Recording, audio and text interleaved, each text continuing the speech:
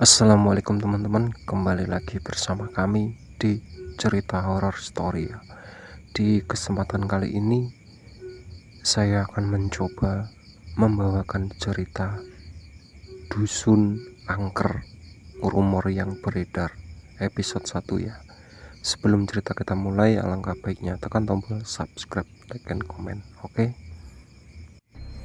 Cerita ini buah hasil pengamatan dan pemikiran dari seorang penulis ulung, yakni Kang Asep, yang berkenang membagikan kisahnya kepada Dukun Menilia. Cerita ini merupakan pembahasan tentang masyarakat desa yang tertutup dari dunia luar. Bahkan masyarakat ini selalu berusaha mati-matian agar tidak ada orang asing yang memasuki wilayahnya. Mereka tidak segan membunuh orang-orang asing yang berani memasuki wilayah di mana mereka bertempat tinggal serta bermata pencarian. Baiklah, langsung simak ceritanya.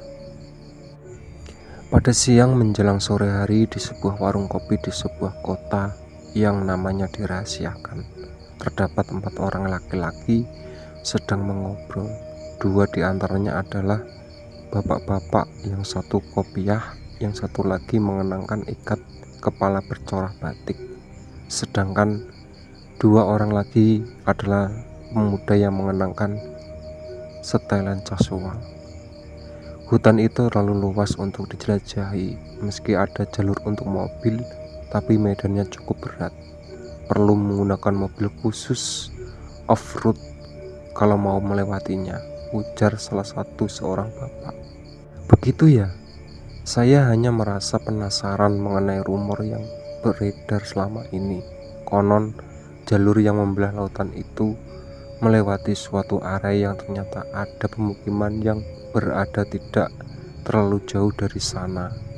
Tukas bapak yang mengenakan udeng-udeng atau ikat kepala.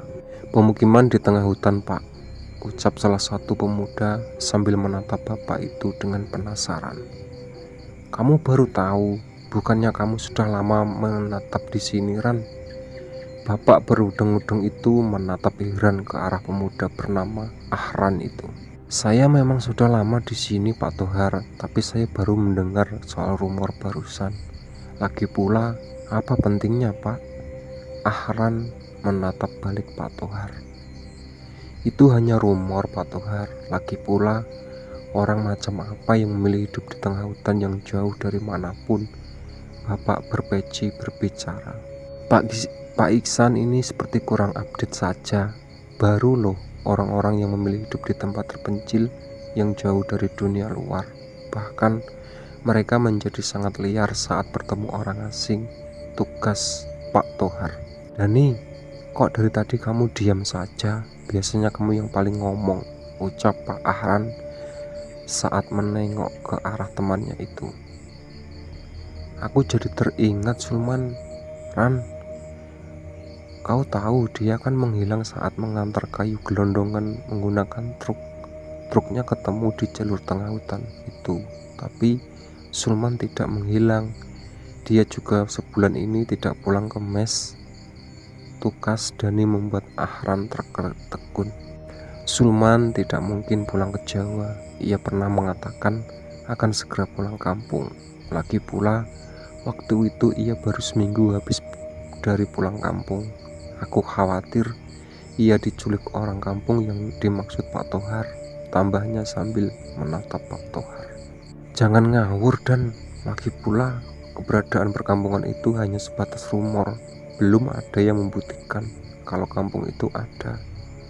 Tukas Ahran sambil menggelengkan kepalanya. Itu karena mereka yang mencoba membuktikannya, tidak ada yang kembali, ucap Pak Tohar disambut tatapan kaget semua orang. Lah, memangnya siapa saja yang pernah bilang ingin membuktikan keberadaan kampung itu? Tanya Pak Iksan dengan raut wajah tegang. Sulman itu pria pendek yang berprofesi sebagai supir truk pengangkut kayu gelondongan, kan? Dia pernah berbicara di depan saya bahwa dia ingin melihat kampung itu dengan mata kepalanya sendiri. Dia bukan satu-satunya yang pernah berbicara begitu kepada saya. Sebelumnya pasangan suami istri bernama Idham dan Lastri juga berbicara hal yang sama kepada saya, tutur Pak Tohar. Ahran dan Dani saling pandang. Mereka Pak Iksan terlihat menggelengkan kepalanya. Lalu ucapnya, "Sulman adalah teman kami, Pak. Bahkan ia sudah kami anggap sebagai saudara. Menghilangnya dia jelas membuat kami semua panik. Polisi bahkan tim SAR belum juga menemukannya hingga sebulan berlalu," kata Pak Dani. "Maksudmu, kamu ingin mencari Sulman sendiri begitu?" tanya Pak Iksan. "Ia tidak akan sendiri. Saya akan memfasilitasi mereka sekaligus saya turut serta," tukas Pak Tohar. Pak Iksan menggelengkan kepalanya. "Itu bukan ide yang bagus. Lebih baik kalian tidak melakukannya. Biar aparat yang mencari Sulman maupun pasangannya itu," ucapnya. "Loh, bukannya Bapak beberapa waktu lalu bilang bahwa kampung itu hanya rumor? Kok sekarang gerak-gerik Bapak malah menunjukkan hal-hal yang bertentangan dengan ucapan Bapak sebelumnya?" Pak Tohar menatap penasaran ke arah Pak Iksan. Pak Iksan tampak gelalapan. "Memangnya ucapan saya barusan bertentangan dengan ucapan saya mengenai rumor kampung itu?" ucapnya seolah tidak merasa. Dan menatap penasaran ke arah Pak Iksan. Ia merasa jika laki-laki itu sedang menyembunyikan sesuatu. "Pak Iksan kan kenal baik dengan Sulman. Mungkin Bapak tahu soal dia yang tidak kami tahu," ucapnya disambut gelengan kepala Pak Iksan. "Sulman itu orangnya rajin. Ia juga tidak pernah membantah jika diminta membantu pekerjaan seperti membutuhkan genting misalnya," tukas dia. "Membantu pekerjaan?" Ahran merasa ada yang janggal dengan kata-kata yang diucapkan Pak Iksan barusan. "Sudahlah nak Ahran, tidak perlu dilanjutkan. Lagi pula saya pamit mau pulang dahulu. Istri saya barusan WA, ia meminta saya pulang. Ada tamu penting," kata Pak Tohar. "Lalu untuk rencana kita mencari teman kamu bagaimana itu, Pak?" tanya Dani seraya bangkit dari duduknya. Pak Tohar yang sedang bersiap melangkah menoleh ke arah Dani. "Kita bicarakan nanti di rumah. Kalian datang berdua ya. Kalau Pak Iksan sendiri, apakah ada niatan untuk datang? Mungkin Bapak tertarik untuk ikut bersama kami," ucapnya kemudian menatap ke arah Pak Iksan yang sedang balik menatapnya. "Tidak, terima kasih Pak Tohar. Lagi pula nanti malam saya mendapatkan giliran jaga," tugasnya sambil menatap kejauhan. Waktu beranjak petang saat ba'da isya, Ahran dan Dani telah berada di rumah Pak Tohar. Mereka tidak berkumpul di dalam rumah, melainkan di sebuah gazebo yang terbuat dari bambu yang dipelitur. Malam itu, mimik wajah Pak Tohar terlihat serius. Ia seperti baru mendapatkan kabar penting. "Ini cukup gawat. Tamu yang datang tadi sore membawa kabar tidak mengenakan. Mereka datang sekeluarga hanya untuk memberitahu saya bahwa anggota keluarga mereka, seorang perempuan, hilang ketika ikut rombongan para off-roader. Tidak ada satupun di keluarga itu yang tahu jalur yang dilewati off-roader tersebut. Saya bertaruh jika para off-roader itu melewati jalur di mana Sulman dan pasangan suami istri itu hilang," ujar Pak Tohar dengan nada agak gemetar. "Lalu bagaimana tanggapan Bapak?" tanya Ahran penasaran. "Saya sudah janji pada mereka untuk melakukan pencarian ke lokasi tersebut. Kalian berdua tentu yang menjadi rekan perjalanan saya. Apalagi kalian berdua ingin menemukan Sulman, bukan?" tukas Pak Tohar. "Besok setelah pekerjaan selesai kita akan langsung berangkat," tambahnya. "Apa itu tidak terlalu mendadak?" tanya Ahran dengan heran. "Loh, bukannya lebih cepat lebih baik? Bahkan seharusnya malam ini juga kita berangkat. Tapi terhubung mobilnya sedang diservis, ya tunda dulu sampai jam kerja besok berakhir," kata Pak Tohir sambil mengendarkan pandangannya ke arah Ahran dan Dani. Singkat cerita, keesokan harinya tepat setelah jam kerja berakhir, yaitu pada pukul 4.00, sebuah mobil SUV warna putih melaju keluar dari kota kecil itu. SUV tersebut melaju kencang di jalanan beraspal, ratanan mulus. Kita terlalu sore berangkatnya, sesampai di sana kita bisa kemalaman, ujar Ahran sambil menatap ke kaca depan. Sebentar lagi kita tiba di persimpangan itu, hanya sepotong jalan yang diaspal. Selebihnya adalah jalan batu yang kemudian bersambung dengan jalan tanah yang sangat becek jika musim hujan. Pak Tohar yang mengemudikan mobil. "Pak, apakah Bapak tidak melihat gelagat aneh Pak Iksan saat kemarin kita di warung kopi? Kok dia seperti gelagapan begitu saat Bapak membicarakan tentang kampung itu?" kata Dani yang duduk di samping Pak Tohar. "Mungkin dia belum sarapan, makanya gelagapan," tugas Pak Tohar dengan santai. "Masa karena belum sarapan? Mungkin dia sedang menyembunyikan rahasia yang berkaitan dengan keberadaan kampung di tengah hutan itu," kata Dani seraya melihat ke arah sebuah rumah berdiri terpencil dengan jarak beberapa meter dari jalan raya. "Rumah itu mencurigakan. Aku barusan melihat sepasang mata yang menyala mengintip dari jendela," katanya.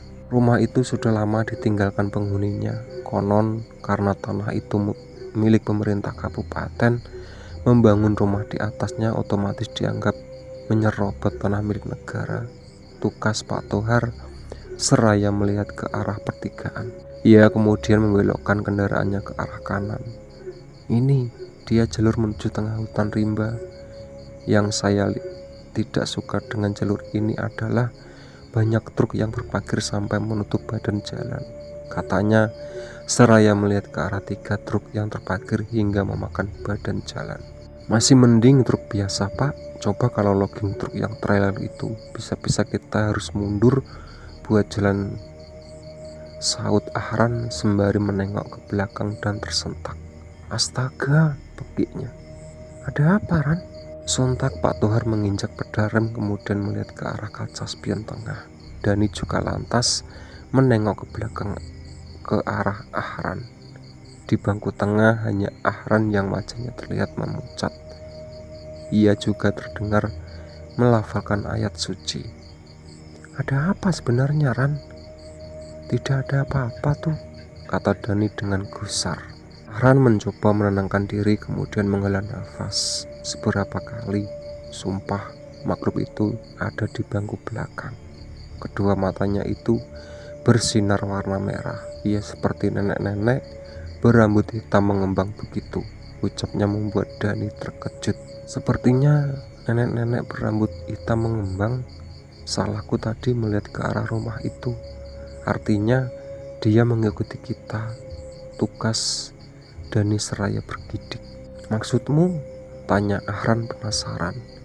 "Aku juga melihatnya, tapi di rumah itu, di balik jendela yang sudah tidak ada daun pintunya.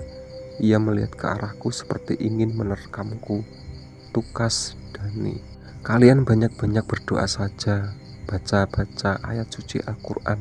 Semoga sosok itu tidak menyeret kita ke dalam nasib buruk," timpal Pak Tohar selaya melanjutkan kembali mobilnya.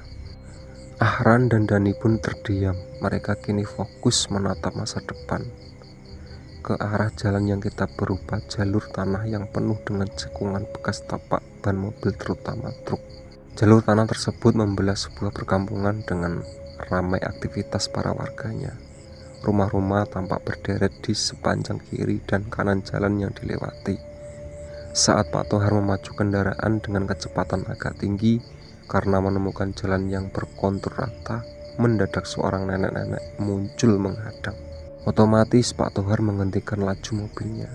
"Astagfirullahaladzim, nenek ngapain ngelangin jalan?" "Untung saja saya sigap berhenti mobil," peki Pak Tohar kemudian melihat ke arah nenek tersebut. Nenek itu tampak berbicara dengan bahasa lokal yang tidak dapat dimengerti. "Dia bicara apa?" tanya Ahran sambil menatap ke arah nenek itu. Dari gerak-geriknya sepertinya dia ingin putar balik. Dia melarang kita meneruskan perjalanan tugas Pak Tohar. Lalu, apa kita akan kembali saja? Oh, rupanya sudah hampir maghrib, kata Ahran sambil melihat ke depan. Mendadak terdengar suara klakson nyaring dari belakang. Saat menengok, rupanya sebuah truk logging trailer yang kosong melaju melewati mobil Pak Tohar melalui jalur sebelah kiri yang kosong. Si nenek tiba-tiba berlari ke arah truk itu, berusaha untuk menghentikan, namun gagal. Truk trailer tersebut berhasil lewat hingga semakin jauh saja dari sana. Si nenek tampak mencak-mencak, kemudian melemparkan batu ke arah truk yang telah melewati dengan tidak sopan itu. Saat ia melihat ke arah mobil yang dikendarai Pak Tohar, mobil tersebut sudah tidak ada. Si nenek pun bersungut-sungut saat melihat SUV putih tersebut telah melaju mengikuti truk trailer tersebut. Maafin kami, Nek, bukannya kami tidak mau mendengarkanmu, tapi kami tidak mengerti bahasamu, ucap Pak Tohar seraya berkekeh. Meskipun kami mengerti, tapi kami sudah bertekad untuk menemukan yang tersesat di dusun atau di kampung itu, tambahnya. Tidak usah nyerocos, Pak, nenek itu tidak akan mendengarnya. Kalaupun mendengarnya juga ia belum tentu mengerti, sergah Ahran. SUV yang dikemudikan Pak Tohar melaju perlahan melewati jalan yang mulai becek. Apalagi truk di depan melaju tersendat karena mengalami slip di jalur licin dan becek itu. Di sini habis hujan ya, kalau saja lagi musim kemarau, jalan seperti ini gampang dilewati, ujar Dani seraya melihat ke arah kaca spion di hadapan kirinya. Ia tertegun saat melihat sosok tepat di belakang Ahran sedang bersiap mencengkram bahu temannya itu. Ahran, cepat menyingkir, dia di belakangmu, pekiknya. Mobil yang mereka tumpangi mengalami slip saat roda belakang terperosok ke dalam jejak ban truk yang cukup dalam. Ahran berteriak panik sembari ia bergulir ke kanan. Saat melihat bangku belakangnya, tampak sosok itu sedang menyeringai. Baca, Ran, baca, teriak Dani sembari membaca ayat kursi. Sedangkan Pak Tohar yang turut dibuat panik tidak lantas menoleh ke arah belakang, di mana Ahran sedang ketakutan. Ia tetap melihat ke depan ke arah truk yang posisinya kini melintang menghalangi jalan. Pekerjaan lagi, kita harus keluar, tinggalkan saja itu, ucapnya seraya mematikan mesin. Ia kemudian keluar dari mobil, sementara Ahran dan Dani dengan pontang-panting keluar dan menyusul Pak Tohar. Ia mengerikan, ucap Ahran sambil bergidik ngeri. Apa tujuan dia mengikuti kita? Kata Dani seraya bergegas ke truk yang mengalami gagal menanjak itu. Tanjakan yang akan dilewati tidak seberapa tinggi, namun dikarenakan jalannya sayang berupa tanah serta baru diguyur hujan, maka tanjakan itu menjadi sulit untuk dilewati. Pak Tohar yang lebih dulu sampai disambut sopir dan kernet truk tersebut. Wah, gagal menanjak ya? Cuma 4x6 ya, ujarnya. 6x6 kok? Tapi saya tadi salah banting setir, harusnya ke kanan, malah ke kiri, sahut si sopir yang masih berada di kabin. Sementara si kernet sedang berusaha menimbun lubang jejak ban truk dengan material seadanya seperti batu ataupun kayu. Maghrib-maghrib begini mau ngangkut kayu, Mas? Tanya Pak Tohar. Bisa lah Om, punya anak beranjak remaja, pengen dibelikan HP baru. Alasannya karena harus belajar secara online, karena belajar di sekolah sedang dilarang, sahut sopir truk. Oh, saya Arkim, itu kernet saya namanya Cayut. Kami ini sejoli petualang jalanan ancur ini. Selanjutnya, woi, sembarangan aja ganti nama orang, panggil saja saya Jackson, Om, sahut si kernet yang baru selesai menimbun lubang bekas jejak truk. Arkim terkekas sembari berusaha mengeluarkan kendaraan dari jebakan tanjakan licin itu. Tidak bisa, ini terlalu dalam, kayaknya kita harus menggali, ujar Pak Tohar. Aduh, mana gelap lagi, ujar Ahran seraya menyalakan senter HP-nya. Yut, ambil linggisnya, Kalau tidak digali, bannya akan tetap muter-muter di situ aja, seru Arkim seraya menengok ke arah Cayut dan Pak Tohar serta yang lainnya. Mana linggisnya? Tanya Dani. Cayut kemudian menghampiri kabin truk dan mengambil linggis disimpan di bawah bangku tidur di belakang kursi utama. Ia melanjutkan memberi linggis itu kepada Dani. Terima kasih mau membantu, kita ganti-ganti saja menggalinya, ucapnya seraya merogoh sakunya mengambil handphonenya. Selanjutnya Cayut menyoroti kolong truk bagian belakang, sementara Dani mulai menyingkirkan gundukan tanah yang terhambat ban hingga menjadi selip. Kim, coba maju, seru Cayut saat Dani menyingkirkan gundukan tanah di kolong truk. Truk itu mulai bergerak perlahan dengan suara derunya yang keras, bertanda jalur belum sepenuhnya dapat dilewati. Ayo bantu dorong, seru Pak Tohar yang dibantu Arlan mulai mendorong truk. Mendorong truk trail susah juga, punya dua badan sih, keluhnya. Sementara Arkim yang sedang balik ronda kemudi mendadak tersentak saat melihat suatu sosok menyeramkan berdiri di antara sebatang pohon dan rumput bambu. Itu adalah sosok yang sebelumnya mengganggu Ahran dan kawan-kawan. Yud, apaan itu? Pekiknya panik. Apa emangnya? Saut Cayut sambil berlari ke arah gas biar truknya bisa naik. Kurasa ban belakangnya lagi bisa naik, ujar Pak Tohar selaya kembali mendorong badan truk dibantu Ahran dan Dani. Hantunya nongol lagi. Sudah kayak aja, umpan Arhan. Penggemar tinta mengupat. Haha, ledek Dani seolah lupa bahwa mereka sedang diperhatikan sosok demit berambut mengembang itu. Mendadak sosok tersebut berkelebat dan tahu-tahu muncul di belakang Ahran dan posisinya paling belakang setelah Pak Tohar Dani.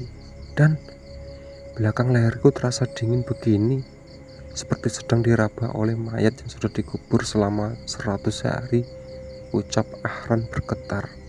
Dani perlahan menoleh ke arah Ahran. Dia pun terhenyak saat melihat sosok tersebut sedang menyeringai di belakang temannya tersebut. Lain kali jaga bicaramu, atau dia mendatangimu seperti ini. Hah? Suara jeritan Ahran bergema di tempat tersebut, bahkan terdengar cukup jauh hingga ke hadapan suatu tumpukan batu berbentuk seperti gapura. Tumpukan batu itu mengakangi suatu jalan setapak menuju suatu dusun yang berkabut. Tidak terlihat adanya tanda kehidupan di sana. Hanya rumah-rumah yang terbuat dari kayu dan bambu yang berjejer dengan jarak sekitar 4 meter. Meski tidak tampak tanda-tanda keberadaan manusia, namun samar-samar terlihat siluet hitam dari belakang sosok manusia yang membawa busur dan anak panah. Sebagian terlihat membawa tombak senjata jenis parang. Siluet-siluet tersebut terlihat gerak sangat cepat menuju ke arah asal di mana tempat suara teriakan terdengar. Mereka bergerak sangat cepat melewati pepohonan, semak belukar hingga sungai kecil. Sementara itu, di mana Pak Tohar yang lain sedang berusaha membantu mendorong truk yang bannya selip. Mereka tetap melakukan meski baru saja diteror sosok mistis, dan itu belumlah berakhir karena sosok tersebut bisa muncul sewaktu-waktu. Hal itu karena setelah mengganggu Ahran, mendadak hantu itu menghilang. Namun suara erangannya terdengar muncul di tempat itu, padahal sebelumnya sosok tersebut tidak mengeluarkan suara apapun. Setelah cukup lama berupaya, akhirnya truk berhasil naik. Sekarang giliran Pak Tohar menaikkan mobilnya melalui tanjakan yang amat licin dan becek. Beruntung kita perlu mendorong lagi. Mobil ini sudah double gardan, belum lagi wit yang siap sedia, ucap Pak Tohar dengan bangga. Itu cukup melegakan. Tugas Dani yang kini duduk di bangku tengah bersama Ahran. Kalian duduk berdua, saya jadi merasa seperti sopir pribadi kalian saja, kata Pak Tohar sambil memperhatikan truk yang melaju di depannya. Tidak usah protes, Pak. Saya duduk di belakang kan karena Ahran diganggu terus sama nenek gondrong, tukas Dani. Kacau dah, suara nenek itu masih terdengar gumamnya. Tiba-tiba Pak Tohar mengerem rem mobil mendadak, membuat para penumpangnya terpelanting. Astaga, di jalan hancur begini kok bisa-bisanya berhenti mendadak seperti habis ngebut, Pak, protes Dani sambil melihat ke arah truk juga tengah berhenti. Ada apa, Pir? Kim, seru Pak Tohar seraya melihat ke arah kepala truk di mana Arkim terlihat keluar dari sana. Ada yang melemparkan potongan batang pohon ke tengah jalan, Pak. Itu jelas sangat mengganggu. Saya sama Cayu terpaksa harus menyingkirkan dulu kayu-kayu ini, sahut Arkim seraya menoleh ke belakang ke arah mobil Pak Tohar. Astaga, gumam Pak Tohar seraya keluar dari mobil. Setengah berlari ia menghampiri Arkim yang sedang mencoba menyingkirkan potongan kayu gelondongan bersama Cayu. Kayu-kayu ini tiba-tiba saja berjatuh seperti dilempar oleh orang, kata Arkim seraya mendorong potongan kayu gelondongan itu. Siapa itu?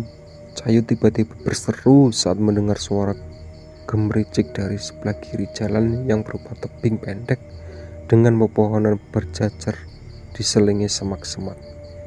Apa mereka mengalami juga saat kemari sebelum menghilang?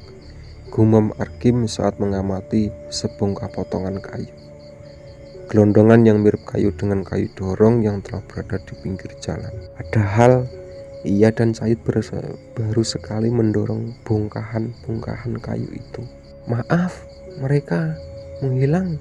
Maksudmu? Pak Tohar terkejut saat mendengar ucapan Arkim barusan.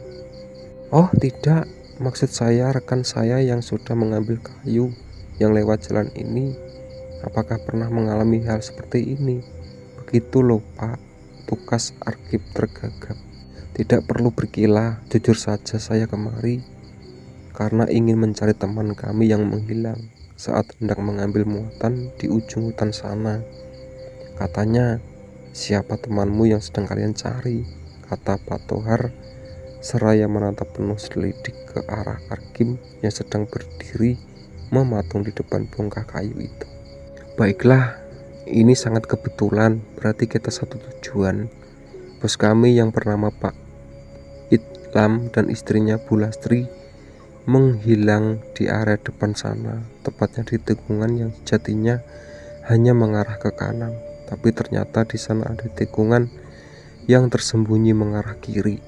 Jalur itu memang seharusnya hanya tikungan yang biasa berbelok ke kanan, tapi faktanya itu adalah pertigaan dengan satu tikungan yang terlihat dan satu tikungan yang hampir tidak terlihat jelas alias samar-samar, tukas Arkim seraya menghela nafas. Saya bersyukur di perjalanan menemukan orang yang ternyata memiliki tujuan sama. Ngomong-ngomong, siapa teman bapak yang hilang di sini? Lanjutnya, namanya adalah Sulman Sartudi, sopir truk pengangkut kayu yang bisa warawiri di jalur ini. Ia menghilang saat hendak menjemput muatan. Selain dia, ada seorang gadis yang diduga hilang di daerah ini setelah ikut rombongan para off-roader mobil. Keluarganya sampai datang kepada saya memohon agar mau mencari gadis itu, tukas Pak Tohar menuturkan. Mas Cayut, sepertinya di sana ada orang, tapi kok tiba-tiba seperti menghilang, ujar Ahran seraya memperhatikan barisan pohon yang berdiri di atas tebing pendek itu.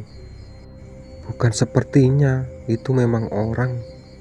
Aku melihatnya membawa tongkat atau lebih tepatnya itu tombak.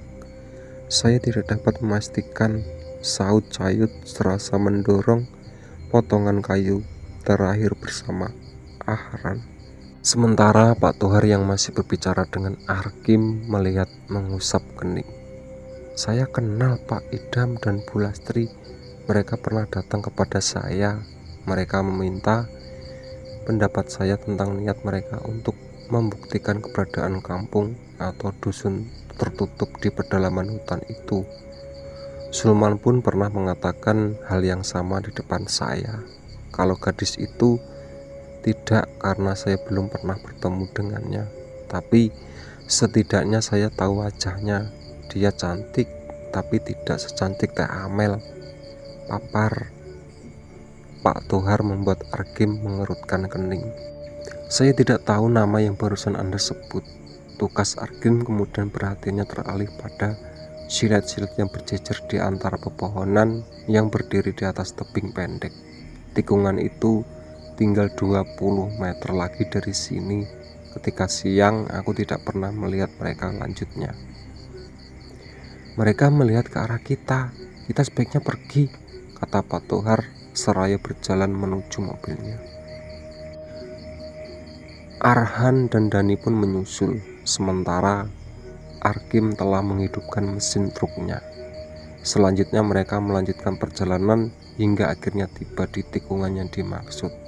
Baik Arkim dan Pak Tohar sama-sama menghentikan kendaraannya ketika mereka mencapai tikungan yang dimaksud.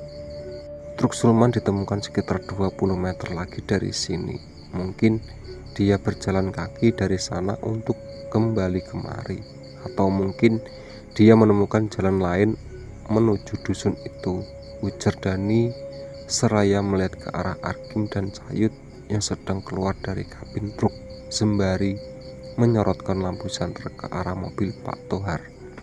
Kita mulai dari sini, kita mesti berjalan kaki mengingat tikungan yang kiri tidak dapat dilewati mobil, tukas Pak Tohar seraya keluar dari mobil.